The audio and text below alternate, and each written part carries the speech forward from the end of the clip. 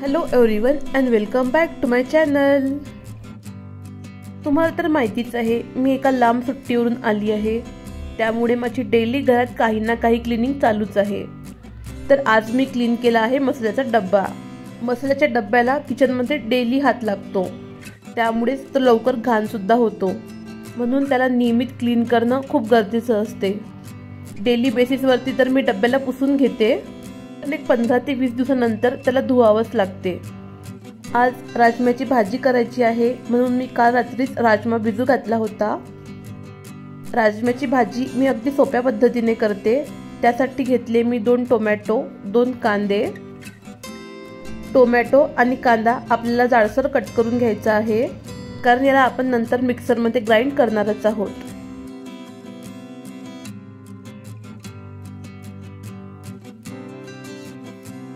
तर आधी मिक्सरच्या भांड्यामध्ये मी कांदा घेतला, त्यामध्ये 2 इलायची, 4 मिरे, 4 लवंगा, दालचिनी, लसूण, आले हे सर्व छान वाटून घेत आहे। आज मी भाजी कुकरमध्ये करते आहे, तर मी कुकरमध्येच ऑइल घेतले, त्यामध्ये एक तेजपत्ता घातला आणि आता हा वाटलेला सर्व गोळा यामध्ये घालते आहे। हा गोळा आपल्याला छान परतवून घ्यायचा आहे। सोबतच यामध्ये मी टोमॅटोची प्युरी सुद्धा घालते आहे। तुम्ही टोमॅटो एकत्र सुद्धा ग्राइंड करू शकता। गोळा छान मीडियम आचेवरती तेल सुटेपर्यंत भाजून घेते आहे। जोपर्यंत गोळा भाजला जात आहे तोपर्यंत इकडे मी जिरा राईसची तयारी करते। मला राजम्याच्या भाजीसोबत भात खूप आवडतो, म्हणून मी आज जिरा राईसच बनवते आहे। गोळ्याला छान तेल सुटले की त्यामध्ये सर्व मसाले घालायचे आहेत।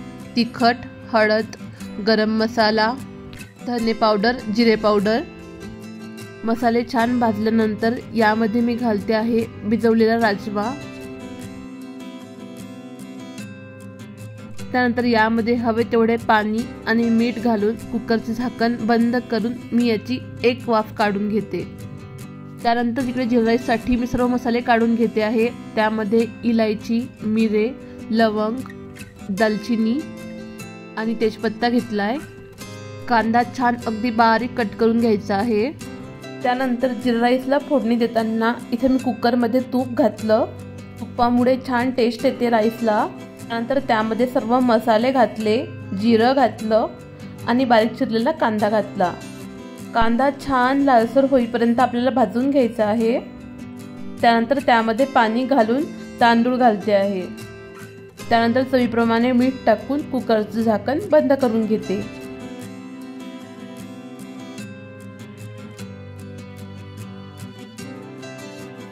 खूप दिवसांपासून मला ह्या ड्रायफ्रूटच्या बरण्या चेंज करायच्या होत्या।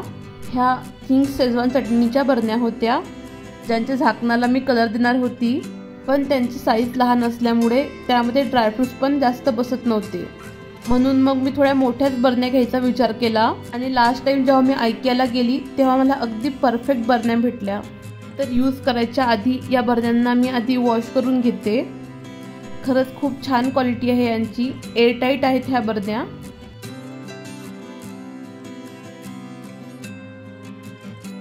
आता या बरण्यांना छान पुसून घेते, नाहीतर पाणी सुकल्यानंतर पाण्याचे डाग यावरती राहू शकतात।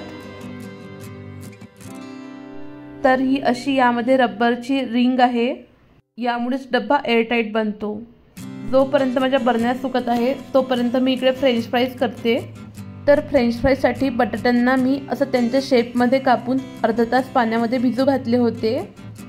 आता त्यांना एका कोरड्या कपड्यावर टाकून स्वच्छ पुसून घेते। फ्राईजला अगदी ड्राय करून घ्यायचं आहे।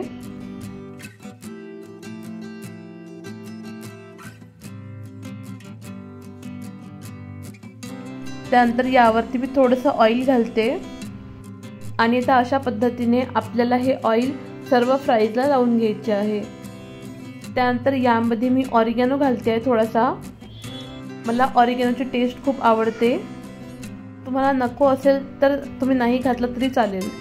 त्यानंतर आता हे फ्राईज ट्रेमध्ये काढून घ्यायचे आहेत।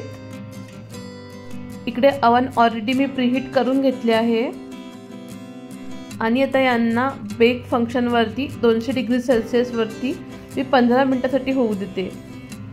15 मिनिटानंतर पुन्हा एकदा फ्राईजला पलटवून घेईल। फ्राईज सोबतच घरामध्ये 2 छोटेसे बटाटे होते, ते सुद्धा मी यामध्ये टाकले आहेत। फ्राईजला पूर्ण बेक होण्यासाठी 30 मिनिट तरी लागतात। फ्राईजला ऑइल लावल्यानंतर यामध्ये तुम्ही कॉर्नफ्लोअर सुद्धा घालू शकतात, ज्यामुळे फ्राईज अजून जास्त क्रिस्पी होतात। त्यानंतर या फ्राईजवरती मीठ टाकून फ्रेंच फ्राईज रेडी आहेत। आज बटाटा थोडा जुना असल्यामुळे फ्राईज थोडे नरम झाले आहेत, नाहीतर घरीसुद्धा छान क्रिस्पी बनतात। त्यानंतर आता या सर्व बरण्या सुकल्या आहेत, यामध्ये पटापट सर्व ड्रायफ्रूट्स भरून घेते। या सीड मी फर्स्ट टाइम ट्राय करते आहे, केसांसाठी खूप चांगल्या असतात। यावेळेस म्हटलं बाहेरून काही लावण्यापेक्षा काही आतूनच खाऊन बघूया। यामध्ये मला जवस सुद्धा ॲड करायचा आहे, त्याने जर मला फरक पडला तर मी तुम्हाला नक्कीच सांगेन।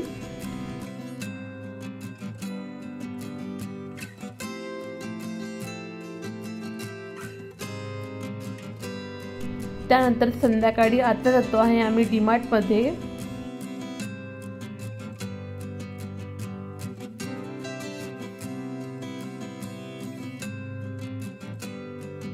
तर यावेळेस फर्स्ट टाइम मला डीमार्टमध्ये काही चांगल्या बेडशीट मिळाल्या, त्या तुम्हाला दाखवते। तर ही फर्स्ट बेडशीट पूर्ण कॉटनची आहे, दुसरी पण कॉटनचीच आहे ही, पण ही थोडीशी जाड आहे, पण मला हिचा कलर खूप आवडलेला। यातली दोन्ही कलर शेड माझ्या बेडरूममध्ये आहेत। नेहमी डीमार्टमध्ये मायक्रोफायबरच्या बेडशीट असतात आणि त्या मला अजिबात आवडत नाही, आणि या ब्ल्यू बेडशीटमध्ये फक्त ही एकच बेडशीट तिथे शिल्लक राहिलेली होती। तर कसा वाटला आजचा व्हिडिओ मला कमेंट्समध्ये नक्की कळवा, आणि व्हिडिओ आवडला असेल तर माझ्या व्हिडिओला लाईक करा, शेअर करा आणि चॅनलला सबस्क्राईब करा। थँक्यू।